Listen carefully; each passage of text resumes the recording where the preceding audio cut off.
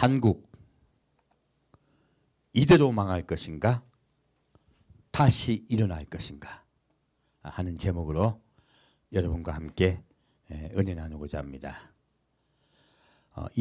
저번 주에 제가 12.7 그 대기도회 광화문에 가서요, 대회개 운동을 보면서 한국 교회에 희망을 가졌습니다.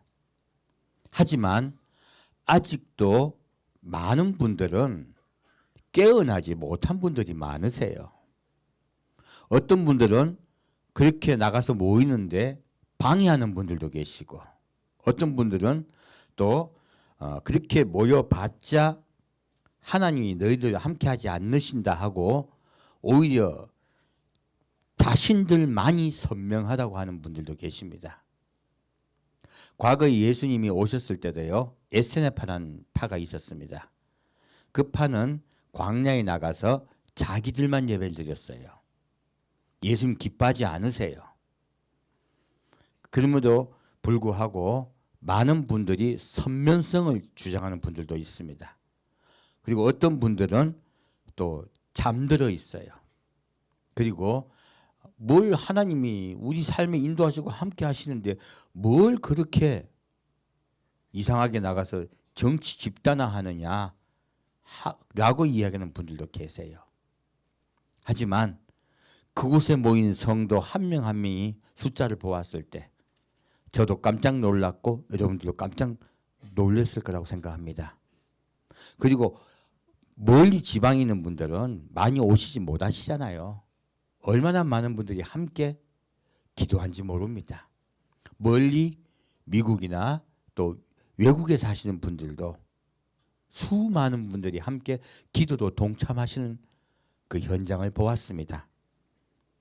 그래서 저는 한국이 이 마지막 때 전 세계 희망이구나. 한국이 깨어나고 살아날 때 세계가 살아날 수 있겠구나. 그 희망을 보았습니다. 이유가 있습니다. 지금 미국은요, 점점 크리스찬이 줄고 있습니다. 통계에 의하면은 1972년에는 미국에 나는 크리스찬입니다 하신 분이 90%였습니다. 그런데 2008년에 77%로 줄어들었고요. 23년에는 66%로 줄어들었습니다. 급격하게 기독교가 미국에서는 퇴행되고 있습니다. 그것뿐만이 아니라 과거에 학교에 항상 뒤에 비치되어 있던 10계명은 내려졌고요. 그리고 메리 크리스마스도 요즘은 해피 홀리데이라고 말하는 분들이 많이 생겼어요. 그만큼 기독교가 문화였었는데 그 기독교 문화를 거부하는 현상이 생기고 있고요. 그리고 또 크리스찬도 극단적으로 변하는 분들이 많습니다. 우리 기독교는 보편타당한 종교입니다. 다른 사람을 사랑하고 존중하고 다른 사람의 자유를 또 이해하고 그리고 함께 나아가고자 합니다. 그리고 이 땅에 어두운 곳 그리고 약한 분들 그런 분들과 함께하며 그런 분들의 아픈 곳을 우리가 함께 손을 잡아드리고 그리고 동참해드리는 그 자비의 마음 그 마음으로 우리 교회는 서 있습니다. 근데 오늘날 미국도 그러한 자선하는 단체들이 헌금이 줄어들고 그리고 자선 봉사하는 분들이 줄어들고 있다고 합니다. 한국도요.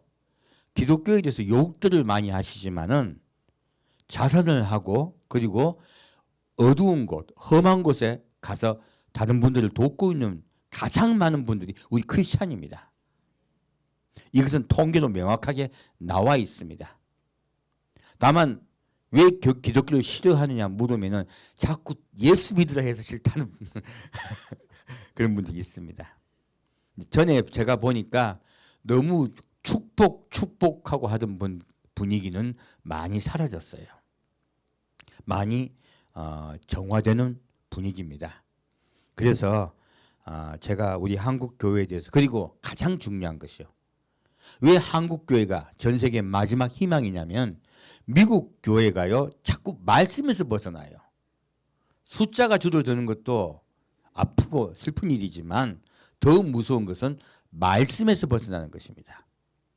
지난주에 우리가 다 나갔던 것은 말씀으로 돌아가자, 그 운동입니다. 하나님의 말씀만이 진리이고 그리고 예수 그리스도만이 우리의 구원이시다. 우리가 예수 그리스도 외에는 어떤 희망도 없다라고 우리는 예수께 나아갔습니다.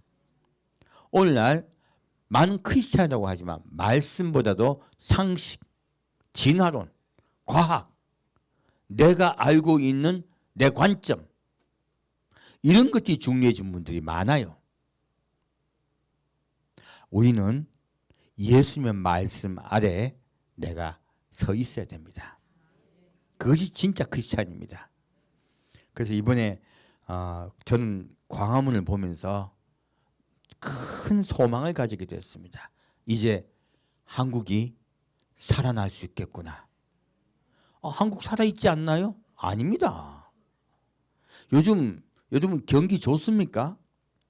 좀 분위기 안 좋습니다.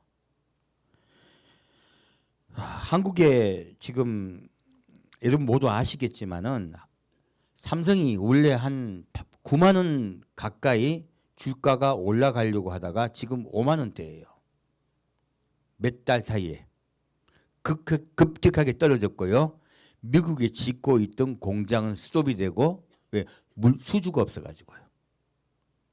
그리고 2026년으로 공장이 준공이 늦어지고 있습니다. 오히려 TSMC는 벌써 빨리 지었어요. 이 한국이 지금 밀리고 있는 거예요. 자, 삼성 이야기를 제가 하는 걸까요? 아닙니다. 이 나라는 하나님이 지키십니다. 지금 우리 크리스찬이 하나님께 나아가지 않고요, 나 자신에게 자꾸 집중되면요, 우리의 환경이 나빠져요. 이건 자명합니다. 지금 우리나라 경제 성장률도요 2분기 때 마이너스 0.2%였습니다. 이 3분기 때 우리 예상과 다르게 조금 나아졌는데 0.1% 성장했어요. 이 지표로만 봐가지고는 지금 우리 한국의 주가라든지 또 앞으로 우리 경기 동향 이런 걸 예측하는 것은 별로 희망적이지 않습니다. 그리고 어떤 분들은 그렇게 말합니다. 한국 경제 곧 붕괴될 거라고. 그리고 달러를 사라 하는 말도 있고요. 또 어떤 분들은 지금 많은 분들이 한국의 정권에서 미국 정권으로 갈아타는 분들도 많습니다. 그리고 한국뿐만이 아니고 전 세계의 경제 대공황이 올 거라는 그런 예측하는 분들도 굉장히 많습니다. 이유는 간단합니다. 지금 중국 경제가 엉망이에요. 중국이 지금 중국 중에서 부동산이 무너지고 있으니까 중국의 부동산이 무너지면서 이미 뚝은 터졌는데 그 공산주의다 보니까 임의로 막고 있지만 그러면 물이 더 많이 고이거든요. 물이 더 많이 고이면 더 크게 터진다. 그건 이론상 맞습니다. 그렇게 되면 중국 경제에 많이 의존하고 있는 한국 경제는 붕괴될 것이다. 그런 말들이 굉장히 많습니다. 이론상으로는 별로 틀린 게 없습니다. 이렇게 부정적인 부분은 굉장히 많습니다. 점점 그러한 경향들이 있어요. 근데요, 정말 그럴까요? 저는 그렇게 보지 않습니다.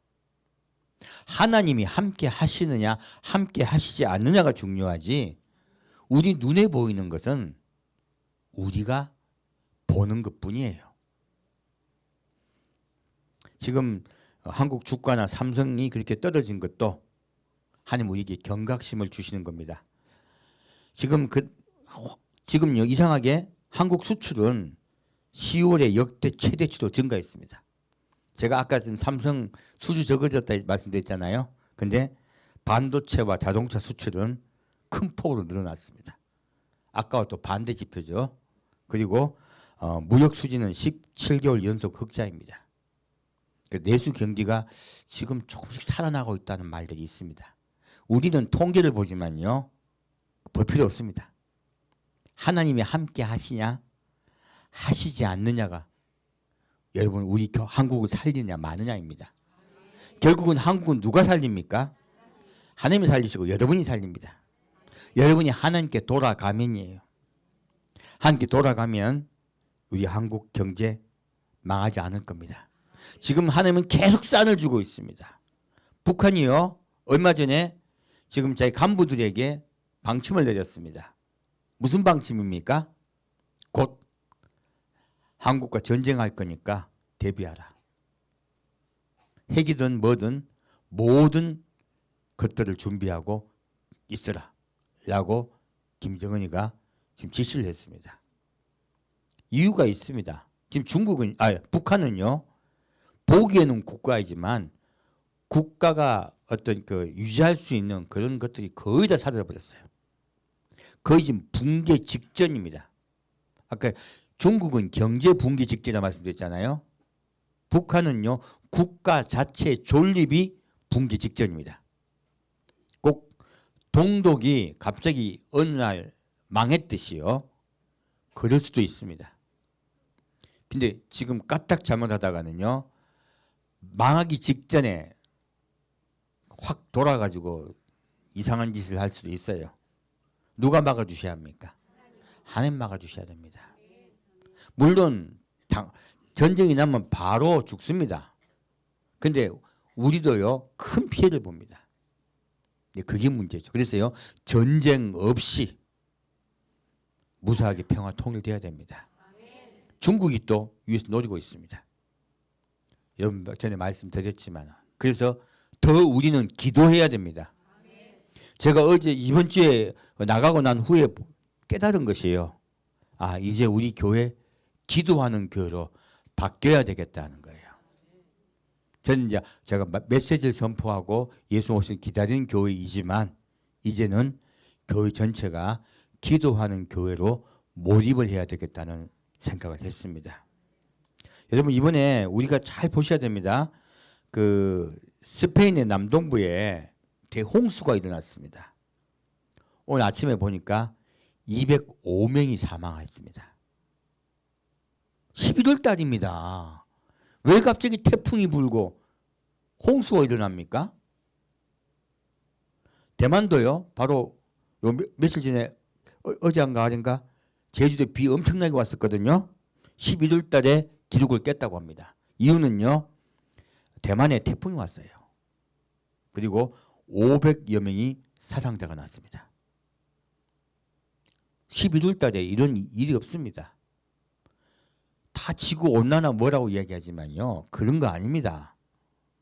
스페인과 대만의 공통점은요, 바로 그들이 동성결혼을 합법한 곳이에요. 스페인이요, 유럽에서 세 번째로 제가 알기로는 동성결혼을 합법하고요, 그리고 자기 마음대로 자기 성을 바꿀 수 있습니다. 나는 오늘부터 여자야. 그럼 여자 되는 거예요. 그렇게 바뀌어 있습니다. 독일도 이번에 그렇게 법을 바꿨더라고요. 지금 완전히요, 타락해서 하나님의 분노를 사는 일만 해요. 왜요? 하나님 왜 이렇게 분노하실까요? 하나님은 사랑과요, 혼인하여 하나가 되어 살려고 사람을 만드셨습니다. 근데 사람이 하나님과 하나가 되려고 합니까? 사람끼리 서로 내 좋은 대로 살려고 합니까? 하나님과 멀어지고요, 내 뜻이 하나님의 창조보다 더 중요해지는 거예요. 하나님을 무시하고 멸시하는 일들이 계속 일어나는 것입니다. 그래서요, 이것을 성경은 죄가 관영한다고 해요. 죄가 관영할 때 노아 홍수로 하나님이 심판하셨습니다. 왜 그럴까요? 이제 희망이 없는 거예요. 사람과 혼인하여 하나가 되고자 하셨는데 사람이 완전히 거절해버린 거예요. 하나님이 사람을 창조하신 목적이 완전히 어그러졌기 때문에 심판이 임하는 겁니다. 하나님은 참고 참으세요. 지금 그 골방에 들어가신 분들 왜 들어갔냐? 하나님은 분노하시고 죄를 짓거나 조금만 잘못하면은 벌을 내리시는 분으로 착각들을 하는 거예요. 하나님은 그런 분이 아닙니다. 하나님은요, 한 명이라도 돌아오기만 하면 살리려고 하세요. 그리고 함께 하나 되어 살려고 하세요.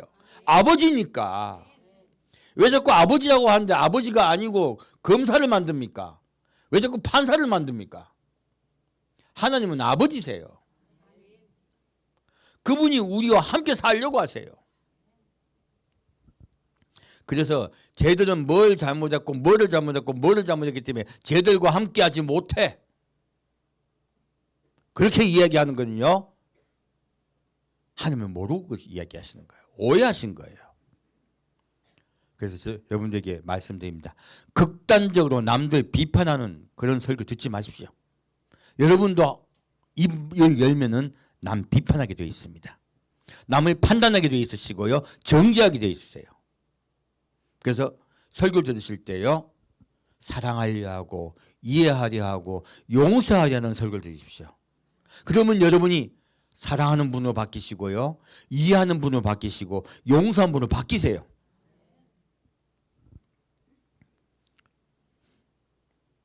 특히 그런 일들이 많은 분들이 마지막 때 예수님 곧 오신다고 하는 분들이 그런 분들이 많으세요. 그래서 우리끼리만이라고 자꾸 생각하세요. 아닙니다. 우리 모든 크리스찬은 하나입니다. 예수님 오실 때까지는 혹시 잠들어 있을지라도요, 끝까지 깨워야 됩니다. 끝까지 깨우다가 예수님 오실 때 우리가 먼저 올라가고 예수님 만나러 가고 나면 그때 우리 말이 생각날 줄 믿습니다. 여러분 힘들더라도 어렵더라도 사랑과 그리고 하나임을 잊지 말아주시길 부탁드립니다. 이제 에레미야 31장 보겠습니다.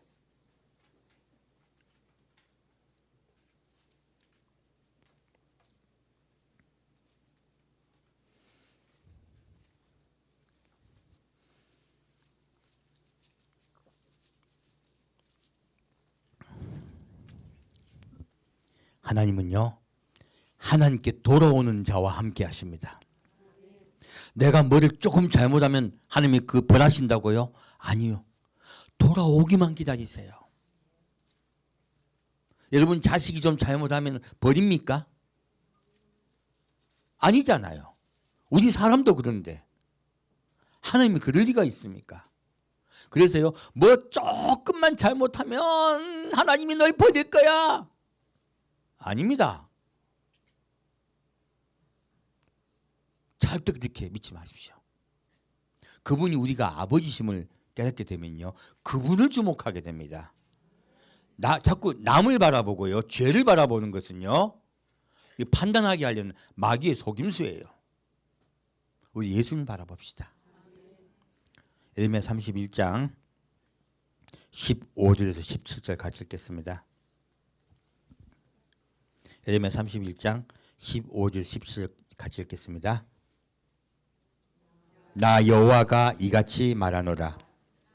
라마에서 슬퍼하며 통곡하는 소리가 들리니 라헬이 그 자식을 위하여 애곡하는 것이라.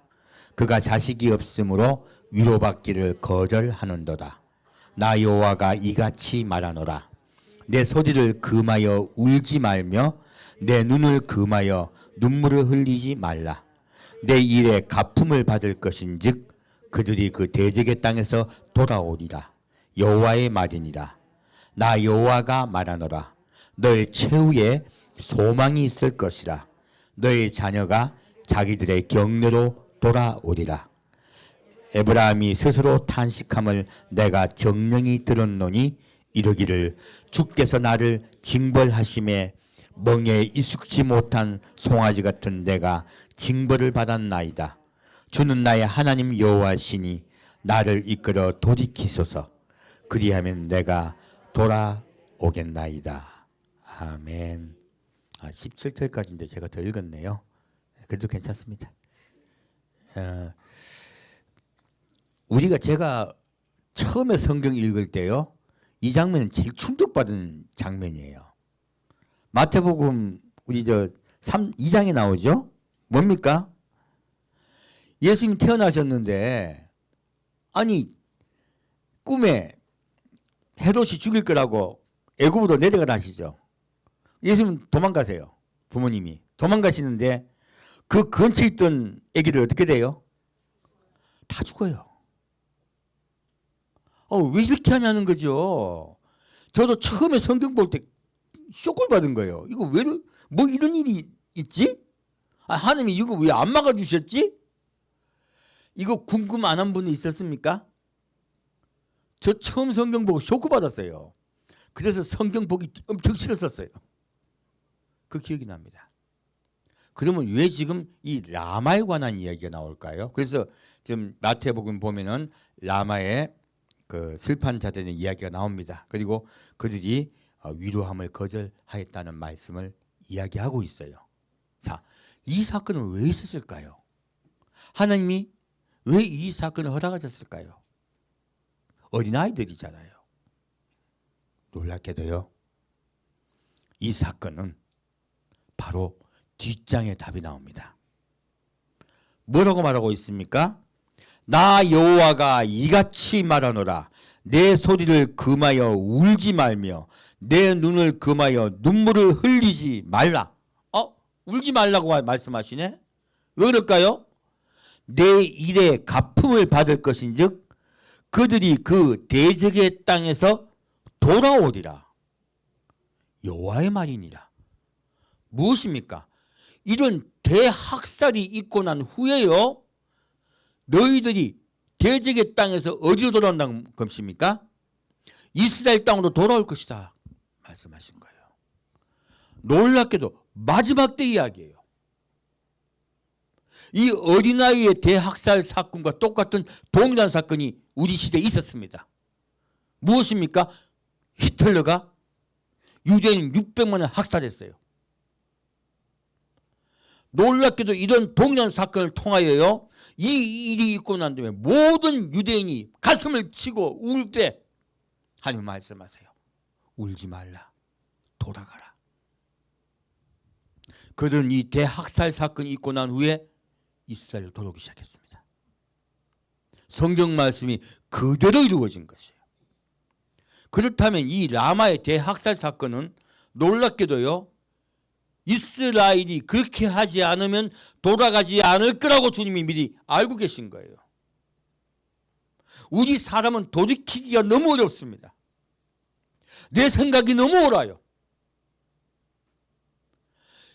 그 당시 유럽에 살고 있던 유대인들이 900만이었습니다. 그 중에 600만이 죽었습니다. 3분의 2가 죽고 3분의 1이 돌아갔어요. 지금 하나님 말씀하시는 것은요, 그러한 돌이킴을 위하여 하나님은 어쩔 수 없이 그러한 대학살 사건을 용인할 수밖에 없다는 것이에요. 왜요? 살리기 위해서요. 제가 한국 이대로 망할 것이냐 다시 일어날 것이냐 왜 말씀드리냐면은 우리가 미리 돌이키지 않는다면요, 하나님은 한국에 있는 크리스찬을 돌이키게 하기 위해서요, 한국을 벼랑 끝으로 밀어 넣으실 거예요. 그렇게 해서라도 하나님은 함께 예수께 돌아오고 구원받아야 되시는 거예요. 하나님의 소망은 이 땅이 아닙니다. 하늘나라입니다. 우리와 함께 사시는 거예요. 그러기에 하나님은 살리기 위해서 일을 하세요. 그래서 우리가 오해할까 봐 미리 말씀하신 거예요. 지금 라마의 슬퍼한 일이 있을 때 예수님 어디 계셨습니까? 이집트에 계셨습니다. 바로 이것이 마지막 때 대이스라엘 유대인의 대학살 사건에 대한 예언이에요. 예수님이 이집트에 계신 건 무엇입니까? 자기 땅에 있지 못하고 다른 땅에 있을 때에 이러한 대학살 사건이 일어날 것이다. 독재자에 의하여. 그리고 예수님이 하나님께서 돌아가라 하실 때 돌아오세요. 예수님의 그러한 사건도요, 마지막 때 이스라엘 대학살과 학살된 예언이에요. 왜요? 깨달아 알게 하기 위해서요. 돌아오게 하기 위해서요. 이 메시지는 장차 이스라엘 백성이 곧 깨달을 것입니다. 이때까지 이렇게 예언한 적이 없어요. 이스라엘 대학살 사건에 대해서 성경이 미리 적어놨다는 것을 아무도 모릅니다. 이 라마의 사건은요, 바로 이스라엘 백성이 그러한 학살을 겪고서야 마음을 돌이켜 돌아올 것이다 말씀하신 거예요. 이 라마가 무슨 뜻인데요? 라마는요, 높은 곳이라는 뜻입니다. 높은 곳, 그리고 군사 요새, 망대 이런 뜻이에요. 그래서요, 라마는 특정 지역이 있는 것이 아니라 이곳 저곳에 있어요. 그런데 여기서 말하는 라마는요, 베들레헴으로 가는 노정 중에 있는 곳이에요. 그래서 지금 베델에서부터 베들레헴으로 가고 있는 노정 중에서 일어나는 일에 이야기하고 있는 것입니다. 바로 누구 이야기입니까? 바로 라헬의 사망 사건과 연결됩니다. 그래서 아까 베들레헴 근처 지경에 있는 아이들을 영아살인 사건이 있었죠? 그 이야기를 미리 말씀하시는 거예요. 베들레헴 애만 죽였습니까? 근처 다 죽였습니까? 근처 다 죽였습니다. 이 사건을 미리 말씀하고 계신 거예요. 이 영아 살해 사건은 그때만 있었을까요? 아니요. 모세가 태어날 때도 있었습니다. 바로 예수님이 태어나실 때 영아 살해 사건이 있었듯이요, 모세가 태어날 때도 영아 살해 사건이 있었습니다. 이것들은 미리 하나님이요, 이스라엘이 다시 돌아올 때에 오기 직전에 이러한 일들이 있을 거라고 미리 말씀해 주신 거예요. 왜 그런 일이 있습니까? 우리 인간이 마음을 돌이키기는 너무 어려워요. 하나님은 그러한 일이 일어나기에도 불구하고 그렇게 해서라도 살리려고 하시는 거예요. 하나님의 포인트는 죽이려는 포인트다, 살리시려는 포인트다. 살리시려는 포인트입니다. 그래서요, 우리 지금 여러분 광화문에 우리가 모인 것은요, 대사건이에요. 제가 봐서는 우리 한국에요, 두 가지로 분리됩니다. 6.25 이전의 한국 기독교와 6.25 이후의 한국 기독교예요. 부산에서 회개운동을 벌였던 그 이전과 그 이후로 분리됩니다. 그 이전은 다 죄를 지었었어요. 하지만 부산에서 전쟁 통해 수많은 인명이 살상될 때, 나라가 다 망하려 할 때, 총패 위기했을 때, 목사님들이 모여서 함께 눈물로 회개 기도할 때, 그때 하나님이 돌이키세요. 이때까지 한국교회가요, 그 사건과 전후로 분리됩니다. 지금도 마찬가지예요. 교회가 자꾸 타락되고 성도들이 자꾸 세상에 눈을 돌리고 세상이 잘 먹고 잘 사는 것에 마음을 돌리고 자기 자신의 유익을 위하여 예수 믿는 이런 것에서요, 바로 12.7 광화문 집회는요, 이제 예수께 돌이키는 대사건이 될 줄 믿습니다. 우리가 전체가 회개할 때요, 제가 말씀드렸습니다. 한국교회 회개가 사라졌다고 계속 말씀드렸습니다. 왜요? 회개하고 돌이켜야만이 하나님은 우리에 대한 긍휼의 눈동자를 돌리세요. 그렇지 않으면 살리기 위해서 어쩔 수 없이 그분은 환난을 주십니다. 한국교회는요, 12.7로 전과 후로 바뀔 것입니다. 그래서 얼마나 큰 사건인지 몰라요. 지금 이 라마의 사건은 하나님이 얼마나 사람을 사랑하시고 얼마나 구하기를 원하시는지를 단적으로 말씀하고 있습니다. 놀랍게도 이 사건은 모세 때, 예수님 때 미리 예언하시고 경고하셨어요. 예수님 뭐라 하십니까? 내가 너희를 암탉이 병아리를 모으듯이 얼마나 모았는가. 하지만 너희가 거절하였도다. 눈물을 흘리며 말씀하세요. 끝까지 하나님께 돌아오려 하지 않는 유대인들을 하나님이 대학살 사건을 통하여 다시 돌아오게 하십니다. 놀랍게도 이 예언의 경고의 예언은 두 분이나 있었습니다.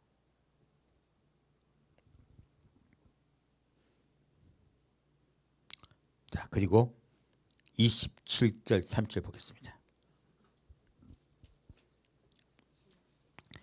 여호와께서 가라사대 보라, 내가 사람의 씨와 짐승의 씨를 이스라엘 집과 유다 집에 뿌릴 날이 이르리니 내가 경성하여 그들을 뽑으며 회파하며 전복하며 멸하며 곤란케 하던 것 같이 경성하여 그들을 세우며 심으리라.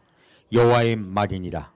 그때 그들이 다시는 이르기를 아비가 신 포도주를 먹었으므로 아들들의 이가 시다 하지 아니하겠고 신 포도주를 먹는 자마다 그 이가 심같이 각기 자기의 죄악으로만 죽으리라. 아멘. 자, 이렇게 모였습니다. 유대인들이 이스라엘이 모였습니다. 자, 그들이 하나님 잘 믿습니까? 안 믿습니까? 세상에서 제일 타락한 게 이스라엘이에요. 전쟁이 있다고 해서 돌아옵니까? 안 돌아옵니까? 이스라엘 전쟁 망했습니다.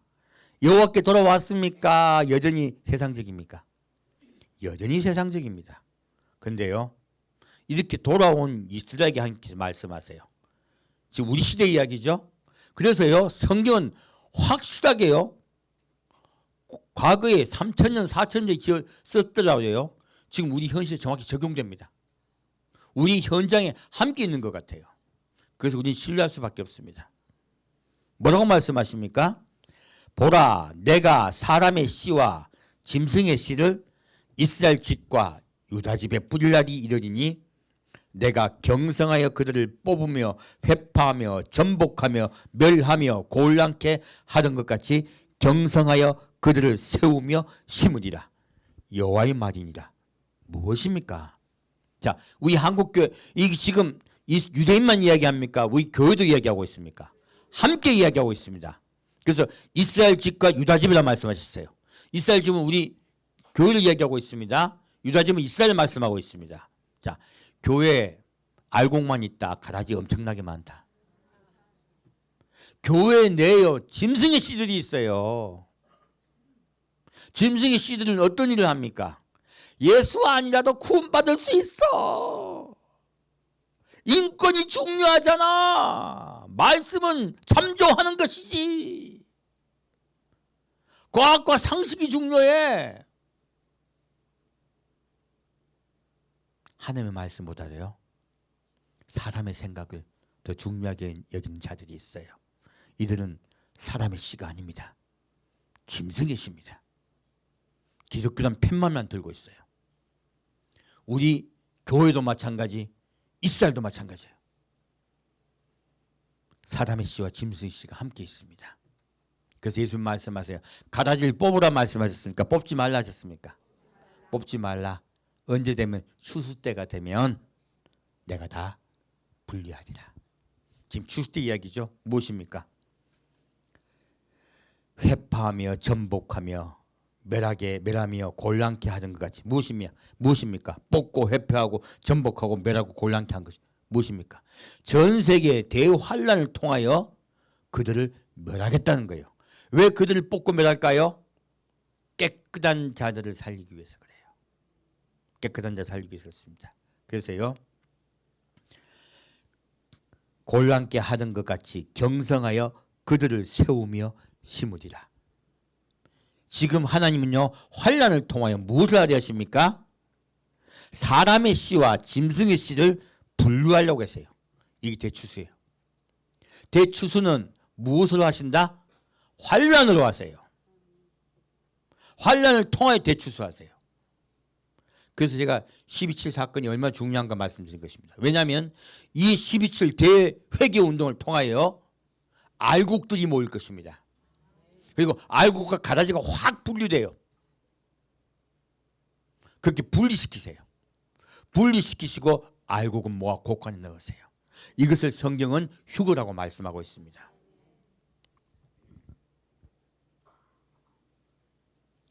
그래서요, 누구의 죄로 죽습니까? 그때는 자기 죄로 자기가 죽으리라. 우리 때 이야기입니다. 이제는요, 어떤 우리가 열심히 기도한다고 되는 게 아니에요.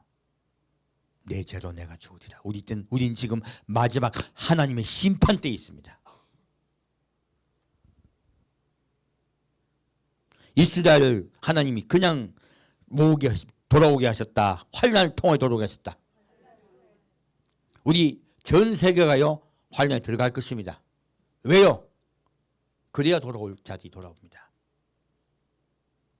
하지만 이 한국교회가요, 마지막에 제사장의 역할을 할 줄 믿습니다. 장자 역할을 할 줄 믿습니다. 17 대부흥 회개운동은요, 그러한 일들을 우리가 한 것이에요. 한국만 살아있습니다. 한국만이 말씀에 집중하는 교회들이 살아있습니다. 다시 21절 22절 보겠습니다. 처녀 이스라엘아, 너를 위하여 길표를 세우며 너를 위하여 표목을 만들고 대로 곧 내가 전에 가던 길에 창념하라.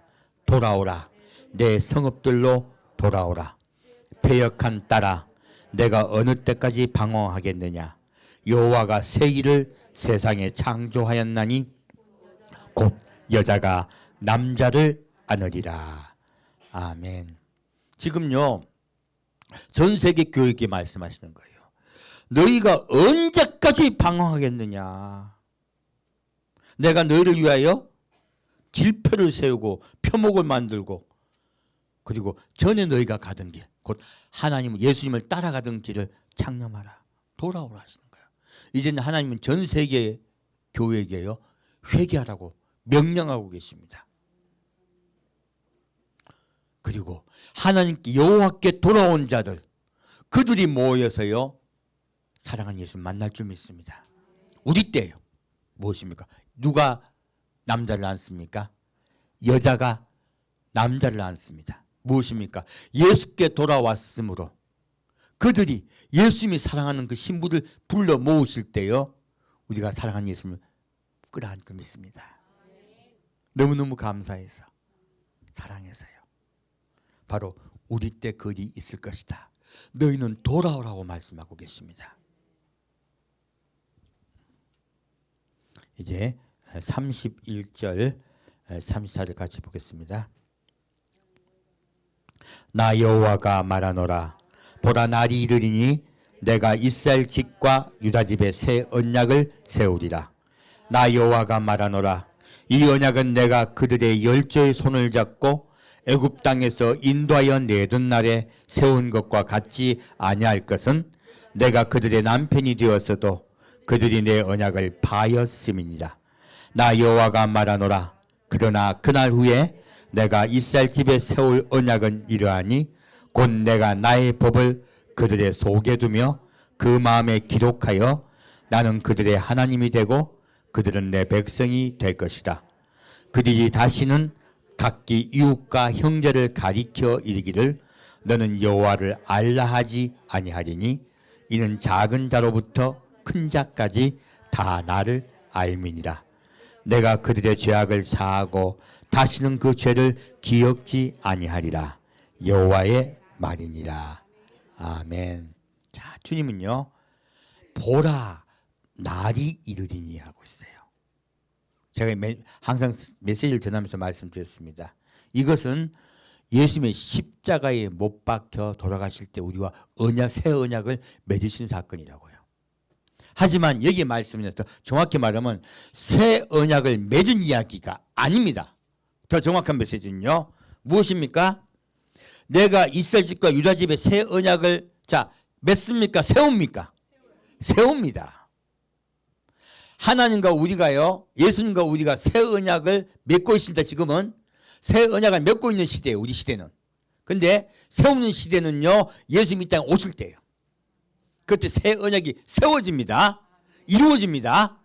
그걸 말씀하고 계세요. 전혀 다른 말이죠. 그래서요, 나 여호와가 말하노라. 이 언약은 그들의 열조의 손을 잡고 애굽 땅에서 인도하여 내던 날에 세운 것과 같지 아니할 것은, 그 십계명의 언약이죠.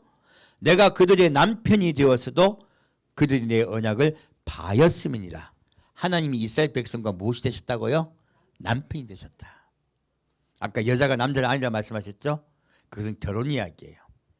근데요, 나 여호와가 말하노라. 그날 그 이후에 세울 언약은 어디에 있습니까? 마음에 있어요. 곧 내가 나의 법을 그들의 속에 두며 그 마음에 기록하여 나는 그들의 하나님이 되고 그들은 내 백성이 될 것이라. 그런 자들이 모여서 하나님과 함께 삽니다.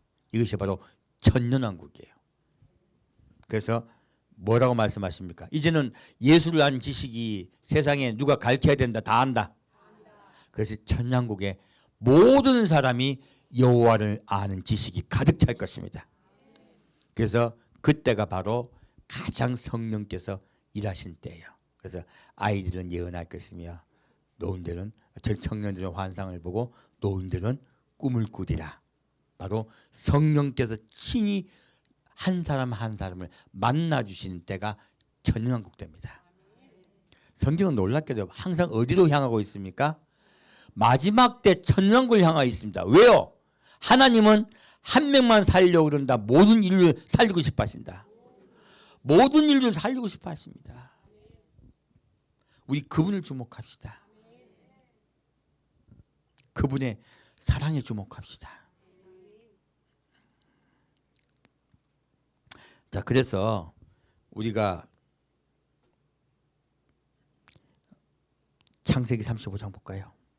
지금 이 에레미야 말씀에 나왔던 라마의 슬퍼하는 이야기, 그 원 이야기를 볼게요. 창세기 35장 16절입니다.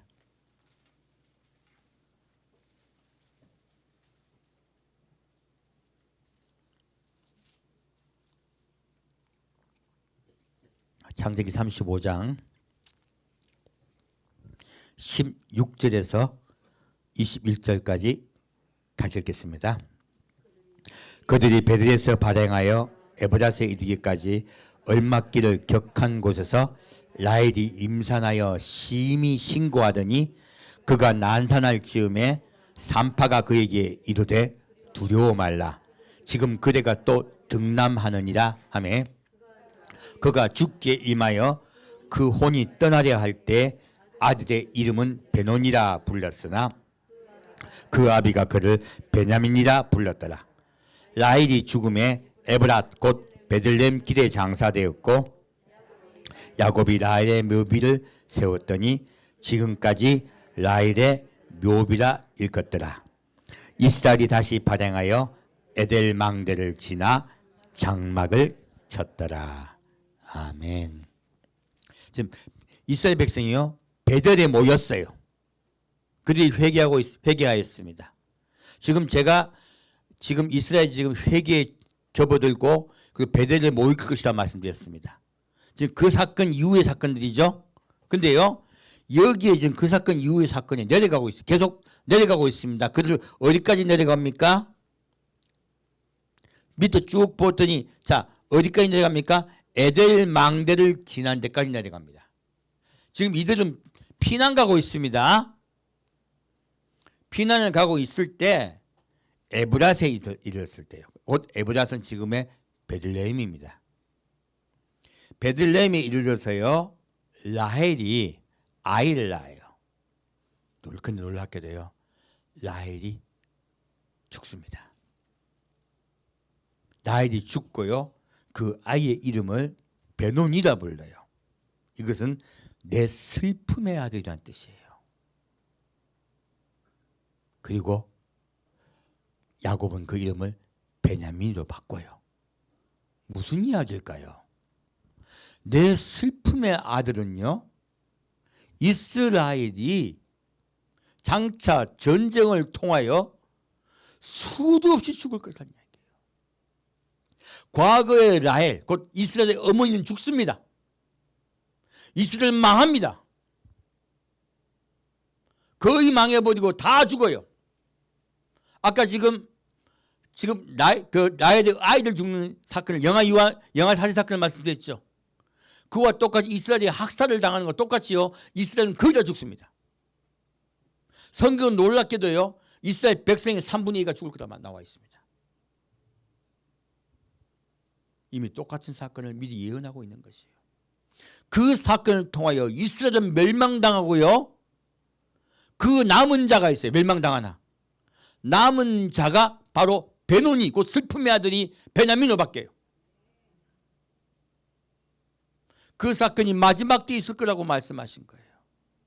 이 사건의 마지막 이루어지는 것은 예수님의 재림 때 이루어집니다. 이것을 미리 예언해 주시면서요. 또한 그들이 뒤를 가고 있습니다. 아직 목적지에 도착하지 못했습니다.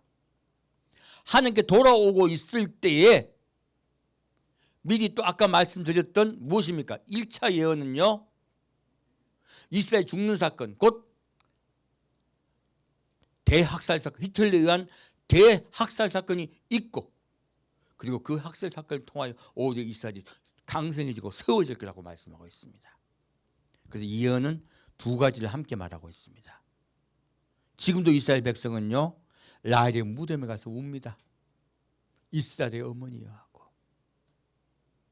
노정 중에 이 땅의 광야에서 그들이 나그네와 행인같이 살고 있다가 죽은 라헬을 슬퍼합니다. 바로 자기들의 인생과 같기 때문에 그래요. 하나님 미리 이 라헬을 통하여 이스라엘 백성에게 너희가 그런 일을 당하고서야 내게 돌아올 것이다.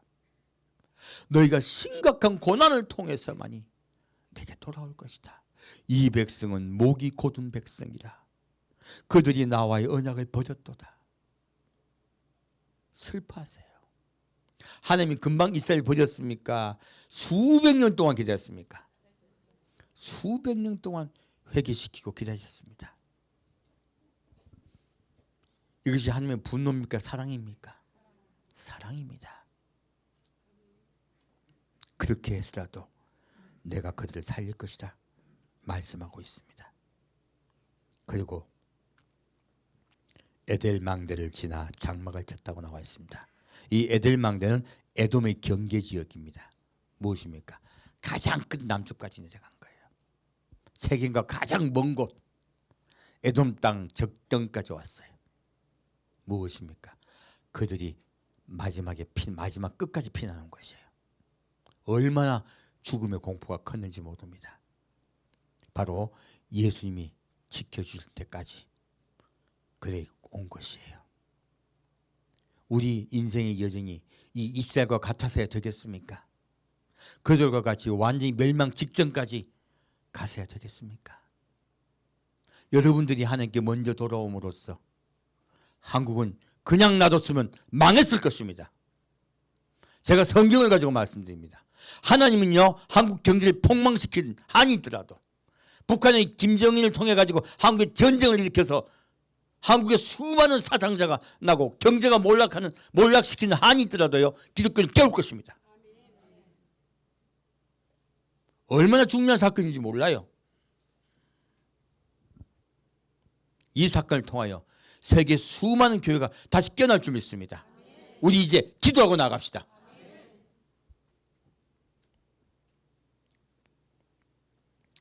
창세기 15장 보겠습니다. 그래서 말씀드립니다. 이제 12월부터는 일부 예배를 기도 시간으로 바꾸려고 그래요. 찬양과 기도 중심으로 해서 메시지만 전하고 찬양과 기도를 하는 시간대로 바꾸려고 합니다. 이제 우리 교회가 기도에 몰입하게 될 것입니다. 성도 여러분 한 분 한 분 기도하며 예수께 나아갑시다. 창세기 15장 보겠습니다.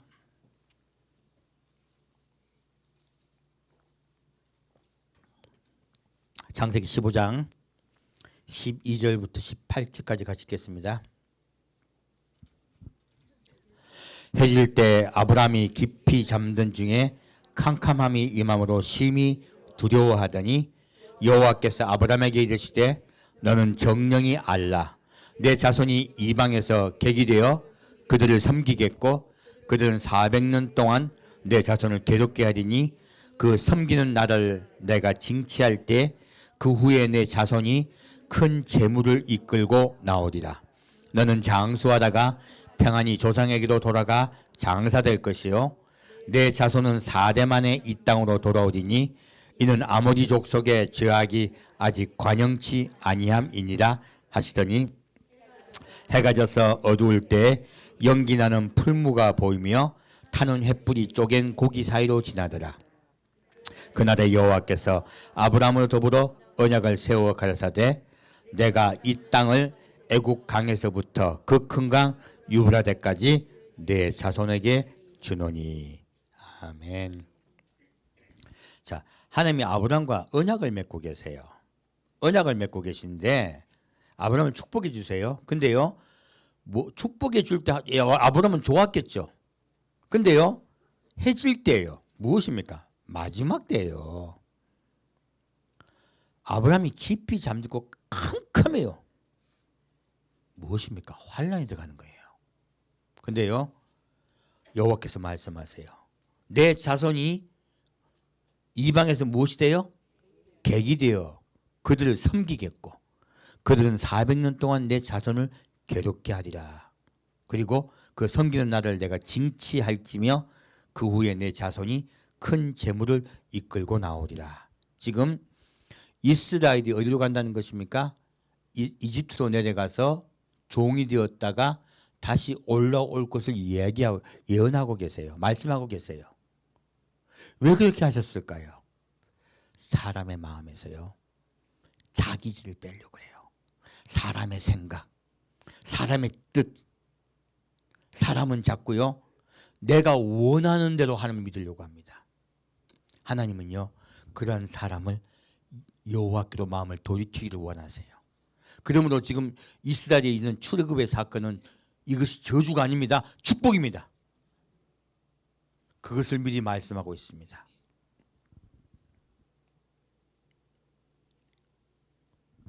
왜 그렇게 하나님께서 이들에게 지금 기다려 하십니까? 이것은 아모리 족속의 죄악이 아직 관영치 않았기 때문에 그렇다고 말씀하세요. 무엇입니까? 모든 세상이 죄가 가득 차고요, 하나님은 모든 세상을 벌하실 수밖에 없는 상황, 곧 노아 홍수가 일어나기 직전의 상황과 온 세상이 같아질 때예요. 사람이 신이 될 때, 사람이 자기 원하는 대로 살고요, 하나님을 저버릴 때요, 그때 너희가 돌아오리라. 우리 때 이야기입니다. 오늘날 사람이 두려워합니까? 두려워하지 않습니다. 태풍이 나고 홍수가 나고 지진이 나도요, 사람은 땅 탓해요. 지구온난화 탓합니다. 신을 두려워합니까? 아이, 지금 안 좋아 그럽니까? 다들 자기들 잘났어요. 마지막 때 하나님을 두려워하지 않고요, 자기 의를 내세웁니다. 죄가 관영한 때예요. 바로 우리 때입니다. 그때 이스라엘이 돌아올 것이라고 말씀하고 있습니다. 이 출애굽의 사건은 여러분이 볼 때 자세히 보셔야 되는 게요, 이것을 400년 동안 말씀하셨잖아요. 정확하게는 430년이라고 적혀 있습니다. 성경을 보면. 그래서 날짜가 하나님이 400년이라고 말씀하셨다, 430년 말씀하셨다, 400년이라고 말씀하셨죠. 실제는 430년인데, 자, 이것을 알 수 있습니다. 성경에 있는 거 날짜 계산하지 마세요. 날짜 계산 맞는다 안 맞는다? 하나님 일부러 말씀하십니다. 하나님 430년인 거 모르실까요? 아실까요? 아세요. 근데 왜 400년이라고 말씀하셨을까요? 적당히 알아라. 나는 날짜 알려준다 안 알려주신다? 날짜 가지고 누가 여러 있잖아요. 그럼 그거 가지 마세요. 완벽하게 틀리는 겁니다. 하나님은 대충 요때쯤이다 하신 거예요. 그렇게 이해하시면 됩니다. 그리고요, 이 430년도 우리가 생각이 좀 달라요. 왜 다르냐면, 자, 몇 대 동안 이집트에 있을 것이다? 4대. 근데 그 당시 수명이 그게 돼요 안 돼요? 안 되죠. 근데 여기에요, 하나님이요, 우리에게 복선을 놔두신 게 있어요. 이것이 마소라, 그 히브리에 되는 마소라 번역에는요, 애굽 땅에 적혀 있지만 70인역에는 출애굽기 12장 47 말씀이에요. 이스라엘이 애굽 땅과 가나안 땅에 거주한 지 430년이 적혔어요. 어디와? 애굽 땅과 가나안 땅에. 곧 지금 아브라함과 언약을 맺은 이 현장에서부터 몇 년? 430년이에요. 그러면 우리가 생각하고 많이 달라요. 그래서 이집트에 거주한 기간은 대략 한 215년밖에 안 됩니다. 우리 생각 많이 다르죠. 그리고 그 당시에 이집트 거주할 때 항상 그 종이었습니까? 아니면 누가 살아있을 동안에? 요셉이 살아있을 동안에 그렇지 않았습니다. 요셉이 죽고 그리고 한참 후에 요셉을 모르는 자가 바로가 되었을 때 이스라엘이 핍박을 받아요. 자, 우리가 생각한 것보다 이스라엘 핍박 기간이 많이 짧죠. 그러면 한 150년이 안 돼요. 그리고 그 핍박을 받는 도중에 누가 태어납니까? 모세가 태어나죠. 그리고 모세가 태어나고 몇 년 후에 지금 그들이 출애굽합니까? 80년. 모세 나이 80일 때 출애굽했으니까. 그러니까 의외로 모세가 핍박받을 때가 핍박이 가장 심했을 때가 였을 거예요. 그래서요. 의외로 이스라엘이 애굽 땅에서 종노한 기간은 생각보다 안 깁니다. 이건 이제 성경을 그렇게 이해하시면 게 그럼 이제 4대가 이해가 되네. 그죠? 4대의 날짜가 얼마요? 215년이에요. 마지막 4대 그 모세가 몇 년 살았습니까? 80년. 그러면 앞에 3대 하면 별거 안 되네요. 계산 산수해 보면요. 그죠? 그래서 이 4대가요. 정확하게 맞습니다. 하나님 말씀하신 대로요. 그렇게 생각보다 길지 않다 하는 거예요. 어디서 알 수 있냐면 갈라디아서에서도 그 말씀이 나와 있습니다. 갈라디아서 3장 17절에 보면 바울이 율법이 430년 전에 생긴 언약에 앞설 수 없느라는 말씀이 나와요. 딱 바울이 말합니다. 그래서 그 당시 가장 저명한 유대인들도 그렇게 생각한 거예요. 무엇입니까? 하나님과 언약을 맺고 난 후에 430년 후에 율법이 제정됐습니다. 무엇입니까? 바로 시내에서 율법을 받았죠. 모세가. 그렇게 딱 분류해 놓은 거예요. 이해가셨죠? 그래서 지금 이 430년은 어디에 속한다? 아브라함 때부터. 아브라함이 뭐 할 때부터요? 아브라함이 그 자기 땅에 살았습니까? 이방 땅입니까? 이방 땅에 돌아다니고 있죠. 그도 나그네와 행인이에요. 그때부터 말씀하신 거예요. 성경이 좀 더 이해가 가시죠? 자, 다시 창세기 16장 보겠습니다. 16장 15절 16절 같이 읽겠습니다. 하갈이 아브라함의 아들을 낳음에 아브라함이 하갈에 낳은 그 아들을 이름하여 이스마엘이라 하였더라. 하갈이 아브라함에게 이스마엘을 낳을 때 아브라함이 86세였더라. 아멘. 즉 왜 지금 이스마엘을 이야기하냐면, 자, 아브라함이 하나님 말을 믿었습니까? 사람 생각이 앞섰습니까? 똑같습니다. 아브라함 뭐 그렇게 믿음이 꼭 좋다고 생각하지 마시고요. 여러분 믿음 좋습니까? 비슷합니까? 마지막 때가 되면 좋아질 좀 있습니다. 아브라함이 마지막 때 이 믿음이 좋아졌어요. 둘이 똑같습니다. 믿음도 성장합니다. 그래서 이때 아브라함이 이스마엘을 낳아요. 이 이스마엘은 어떤 자식입니까? 육신의 자식입니다. 무엇을 얘기하려고 하냐면 지금 이스라엘이 이스마엘입니다. 육의 자녀예요. 혈육의 자녀예요. 하나님은 누구를 기다립니까?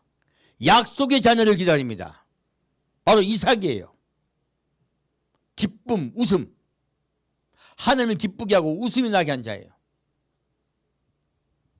우리 그리스도인들은 약속의 자녀입니다. 지금 하나님 말씀하셨던요. 자녀는요. 진짜 원하시는 하나님 장자는 원하는 자들은요. 혈육의 자녀가 아니에요. 약속의 자녀들이에요. 지금 이스라엘은요. 현재 이스라엘요. 이스라엘 생각하지 마십시오. 현재 이스라엘은 이스마엘입니다. 이게 착각이 되다 보니까 자꾸 이스라엘 12지파들 그쪽으로 자꾸 얘기하는 거예요. 성경을 깊이 못 보신 거예요. 정말 그럴까요? 볼까요? 17장 보겠습니다. 17장 오늘 메시지 마치겠습니다. 1절부터 8절 같이 읽겠습니다. 아브라함의 99세 때 여호와께서 아브라함에게 나타나서 그에게 이르시되 나는 전능한 하나님이다. 너는 내 앞에서 행하여 완전하라. 내가 내 언약을 나와 너 사이에 세워 너로 심히 번성케 하리라 하시니 아브라함이 엎드린데 하나님이 또 그에게 일러 가라사대 내가 너와 내 언약을 세우니 너는 열국의 아비가 될지라. 이제 후로는 내 이름을 아브람이라 하지 아니하고 아브라함이라 하리니 이는 내가 너로 열국의 아비가 되게 하려 함이니라. 내가 너로 심히 번성케 하리니 나라들이 내게로 쫓아 일어나며 열왕이 내게로 쫓아 나리라. 내가 내 언약을 나와 너와 내 대대 후손의 사이에 세워서 영원한 언약을 삼고 너와 내 후손의 하나님이 되리라. 내가 너와 내 후손에게 너희 우구하는 이 땅 곧 가나안 일경으로 주어 영원한 기업이 되게 하고 나는 그들의 하나님이 되리라. 아멘. 하나님이 이제 아브라함과 언약을 맺으세요. 이제 이삭이 태어나기 1년 전입니다. 바로 우리가 이 하나님과 언약을 맺은 새 언약을 맺은 자들이 아직 태어나지 않았습니다. 지금 이스마엘은 하나님과 육신의 언약을 맺은 자예요. 아브라함이 육신의 후손이죠. 근데 아직 이들 태어나지 않았습니다. 근데 뭐라고 말하고 있습니까? 예수님 태어나지 않을 때죠. 뭐라고 말하고 있습니까? 내가 너와 내 언약을 세우니 너는 열국의 아비가 될지라. 자, 아브라함이 이스라엘의 아버지다. 열국의 아버지다. 간단하네. 열국의 아버지네요. 모든 나라의 수많은 나라의 아버지란 뜻이에요. 그리고 내가 너로 심히 번성케 하리니, 자, 한 나라가 쫓아 일어난다. 나라들이 내게로 쫓아 일어난다. 나라들이요. 그리고 한 왕이다. 열왕이다. 열왕이 내게로 쫓아나리라. 말씀 그대로예요. 자, 이스라엘 한 국가다. 전 세계다. 전 세계다. 내가 내 언약을 나와 너와 내 대대 후손의 사이에 세워서 영원한 언약을 삼고 너와 내 후손의 하나님이 되리라. 여기서 단수가 나와요. 누굽니까? 예수입니다. 예수님과 너와 예수님과 언약을 맺음으로 너를 통하여 열왕이 내게로 오고 열 국가들이 내게로 오리라 하신 거예요.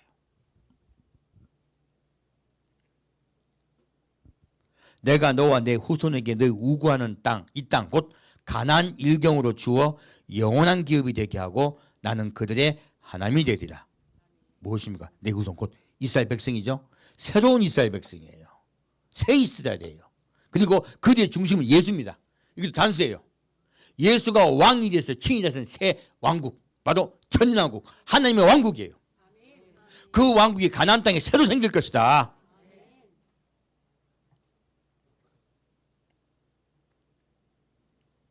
그 영원할 것이다. 자, 그 후로 이스라엘 망한다, 안 망한다? 안 망한다. 영원히 망하지 않을 것이다. 말씀하고 계세요. 지금 이스라엘 얘기 아니죠? 자, 9절부터 14절 같이 읽겠습니다. 이스라엘 백성은 자기를 이야기하는 줄 착각을 해요. 성경에 그거 적혀 있어요. 이스라엘 얘기 아닙니다. 그래서 이스라엘 백성들이 창세기 위에는 아브라함 얘기 안 읽어요. 모세 일만 읽습니다. 모세만. 오신 이스라엘 오신 드보라이에서 이야기해 보면 창세기 아브라함 얘기 하나도 모르더라고. 모세 얘기만 해요. 안 맞으니까 적용이 안 되잖아요. 자, 볼까요? 9절부터 14절 같이 읽겠습니다. 하나님이 또 아브라함에게 이르시되 그런즉 너는 내 언약을 지키고 내 후손도 대대로 지키라. 너희 중 남자는 다 할례를 받으라. 이것이 나와 너희와 너희 후손 사이에 지킬 내 언약이니라. 너희는 양피를 베어라. 이것이 나와 너희 사이의 언약의 표징이니라. 대대로 남자는 집에서 난 자나 혹 너희 자손이 아니요 이방 사람에게서 돈으로 산 자를 물어나고 난 지 8일 만에 할례를 받을 것이라. 너희 집에서 난 자이든지 너희 돈으로 산 자든지 할례를 받아야 하리니 이에 내 언약이 너희 살에 있어 영원한 언약이 되려니와 할례를 받지 아니한 남자 곧 그 양피를 베지 아니한 자는 백성 중에서 끊어지리니 그가 내 언약을 배반하였음이니라. 아멘. 자, 하나님이 이 언약의 징표로 뭘 하세요? 할례를 행하라 하세요. 자, 육의 할례를 받은 자가 있습니다. 바로 아브라함의 아들 이스마엘이에요. 이스마엘은 13세 때 할례를 받습니다. 이것은 육의 할례예요. 그래서 이제 이스라엘은 육의 할례를 받은 자들이에요. 근데 하나님은요, 이 언약을 누구하고 맺습니까? 바로 이삭과 맺고 있습니다. 그래서 이 양피를 배란 것이 무엇입니까? 바로 피 흘림이에요. 살찌고 피 흘리는 사건. 누구의 사건입니까? 예수 그리스도가 십자가에 못 박혀 돌아가신 사건이에요. 그 언약을 맺으라. 그 언약이 우리는 무엇으로 맺습니까? 마음으로 맺습니다. 과거에 육으로 이스라엘이 하나님과 언약을 맺었다면 우리는 우리 신배색입니다. 이것이 바로 새 언약이에요. 하나님은 처음부터요 그런 일이 있을 것이다. 누가요? 이방인들이 그렇게 말씀하고 계세요. 다시 19절부터 21절까지 같이 읽겠습니다. 하나님이 가라사대 아니라 내 안에 사라가 정녕 내게 아들을 낳으리니 그 이름을 이삭이라 하라. 내가 그와 내 언약을 세우리니 그의 후손에게 영원한 언약이 되리라. 아멘. 무엇입니까? 이삭은 바로 예수님이십니다. 약속의 자녀, 예수에게 속한 자들, 그들이 나와 영원한 언약을 맺는 자들이 될 것이다. 이스마엘에게 이르기는 내가 내 말을 들었나니 내가 그에게 복을 주어 생육이 중다하여 그로 크게 번성케 할지라. 그가 12방백을 낳으리니 내가 그로 큰 나라가 되게 하려니와 내가 내 언약은 내가 명년 이 기한에 사라가 내게 낳을 이삭과 세우리라. 아멘. 자, 이스마엘이 아들 몇 명 낳았어요? 12명 낳았어요. 이스라엘 지금 아들 6의 자녀가 몇 명이에요? 12지파입니다. 괜히 하나님이 이스마엘이 12자식을 준 게 아니에요. 그들은 6의 자녀고 그들도 12지파를 이룰 것이고 그들도 번성하여 큰 나라를 이룰 것이다. 하지만 내가 언약을 맺은 나라는 어디다? 이스마엘과 맺을 것이다. 이삭과 맺을 것이다. 아유, 큰일 날 뻔했네. 둘 다 이씨라고 큰일 날 뻔했네. 내가 이삭과 맺을 것이다 말씀하신 거예요. 약속의 자녀가 진짜 이스라엘이다. 예수님의 십자가의 은혜 앞에 나온 자, 예수님의 십자가의 징표를 가진 자, 그들이 구원받는 자들이다. 할례 받지 않은 자는 다 저주받아 끊어지리라. 마음의 신비에 십자가가 없는 자는 그리스도인이 아닙니다. 예수 그리스도 십자가보다 피로만이 우리는 구원받을 수 있습니다. 그것이 언약의 자녀들이에요. 그렇게 너희들이 구원받게 될 것이다. 이스마엘에서 뭐라고 말씀하시냐면요, 그 후손이 큰 민족을 이룰 것이지만 다른 민족들과 함께 심판을 받을 것이고 그 영광은 쇠할 것이라고 예언하고 있습니다. 바로 이것이 이스마엘의 운명이에요. 하지만 그렇게 죽어가던 이스마엘 중에서 돌이킨 자들이 있습니다. 그들이 베냐민이에요. 그 베냐민이 바로 우리와 함께 하나님과 언약을 맺는 자들이에요. 그래서 우리 요셉이 베냐민에게 딴 형제보다 몇 배 음식을 줍니까? 5배. 그래서 우리 교회는요, 복음을 전파하되 우리 이방 땅의 복음을 이스라엘 2대1의 법칙을 지킬 것입니다. 그렇게 지키는 것은 이스라엘이 마지막에 돌아와야 끝이 나기 때문에 그래요. 현재 이스라엘은 무엇이다? 베냐민입니다. 베냐민. 돌아올 자 베냐민 예정자들이고요. 현재 이스라엘은 베논이에요. 슬픔의 아들들입니다. 하나님께 돌이키지 않으면 하나님의 심판이 임합니다. 왜요? 돌이켜서 살리려고요. 우리 마지막까지 회개하며 죽게 나갑시다. 전 세계 환란이 오기 전에 돌이켜서 수많은 자들이 예수께 돌아가게 합시다. 주님은 우리들 다 알곡을 먼저 모으시고 난 후에 이 세상을 심판할 것입니다. 수많은 그리스도는 살리기 위해서요. 심판은 살리기 위함입니다. 하지만 심판이 있기 전에 먼저 회개와 돌이킴이 있을 때 이 나라 주님께서 다시 일으켜 전 세계 본이 되게 할 줄 믿습니다. 함께 듣겠습니다. 사랑하는 주님, 오늘은 주님이 진짜 원하는 것이 무엇인지 깨닫게 하심을 감사드립니다. 10월 17일 대회개운동이 얼마나 중요한지 우리로 알게 하심을 감사합니다. 우리 이제 이 세상을 위하여, 이 한국 땅을 위하여, 그리고 전 세계 예수를 믿는 자들을 위하여, 이스라엘을 위하여 우리가 기도하며 나가겠습니다. 주님, 우리의 기도를 들어주옵소서. 산주 예수 그리스도 이름으로 기도합니다. 아멘. 주립을 마치겠습니다. 하늘에 계신 우리 아버지여, 이름이 거룩히 여김을 받으시오며 나라의 임하옵시며 뜻이 하늘에서 이루어진 것 같이 땅에서도 이루어지이다. 오늘날 우리에게 일용할 양식을 주옵시고 우리가 우리에게 죄진 자를 사하여 준 것 같이 우리의 죄를 사하여 주옵시고 우리를 시험에 들지 말게 하옵시며 다만 악에서 구하옵소서. 아멘. 지금은 하나님이 회개하여 돌이킨 자, 예수 그리스도의 십자가 앞에 나아온 자, 예수님과의 언약을 기약하며 주님을 사랑하며 기다리는 성도를 주님이 얼마나 기뻐하시는지 깨닫는 우리 성도 한 명 한 명에게 기뻐하시면서 너희는 복음을 전파하라.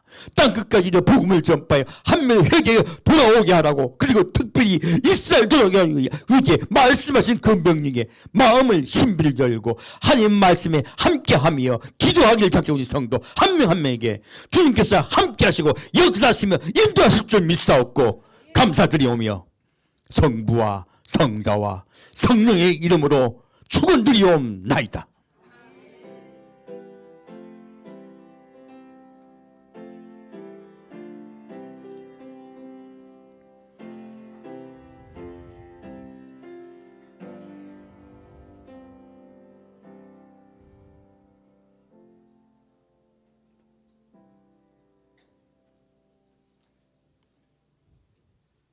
여러분들은 하나님의 전사입니다. 하나님 여러분 통하여 그 일을 이룰 것입니다.